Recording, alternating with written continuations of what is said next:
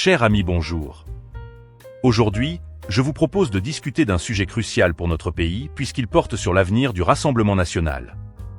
Comme vous le savez, lors des dernières élections législatives, le Rassemblement national avait de grandes ambitions. Il espérait obtenir une majorité absolue, mais la réalité a été différente. Le RN n'a pas réussi à obtenir la moindre majorité, même relative, en raison d'une coalition contre nature formée par la plupart des partis politiques.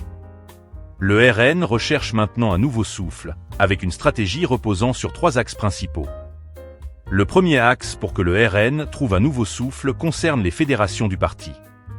Selon une analyse de Jules Torres dans le journal du dimanche du 14 juillet, la gestion des fédérations du parti va évoluer. Lors des élections législatives, plusieurs candidats présentés ont été gênants, ce qui a réduit l'image de compétence et de respectabilité que le RN souhaitait projeter. Il est donc impératif pour le RN de revoir ses choix de candidats et de se doter d'une équipe plus cohérente et efficace. Le second point crucial pour l'avenir du RN est la question du nom Le Pen.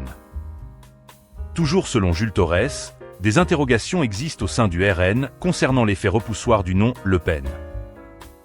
Certains électeurs potentiels pourraient être rebutés par cette appellation, ce qui pose la question du futur de Marine Le Pen au sein du parti, en particulier pour l'élection présidentielle de 2027. Marine Le Pen, bien qu'étant une figure emblématique du RN, pourrait devoir passer le flambeau à une autre personne. Jordan Bardella, l'actuel président du RN, est souvent évoqué comme un successeur potentiel. Si une telle transition se réalisait, elle pourrait permettre au RN de réorienter ses politiques et ses stratégies d'une manière plus fluide, alors que tous deux ne sont même pas d'accord sur les conséquences à tirer des dernières élections législatives. Le troisième point sur lequel le RN semble devoir travailler concerne ses orientations politiques. En effet, le RN est confronté à des tensions internes concernant ses positions sur les questions sociétales. Comme le rapporte l'Opinion, il existe une divergence entre les positions du RN sur ces questions et la perception de ces positions par l'électorat, en particulier sur les questions liées à l'IVG, aux droits des LGBT et aux droits des femmes. Selon Jean-Philippe Tanguy, cette perception par le public pourrait constituer un problème et éloigner des électeurs potentiels.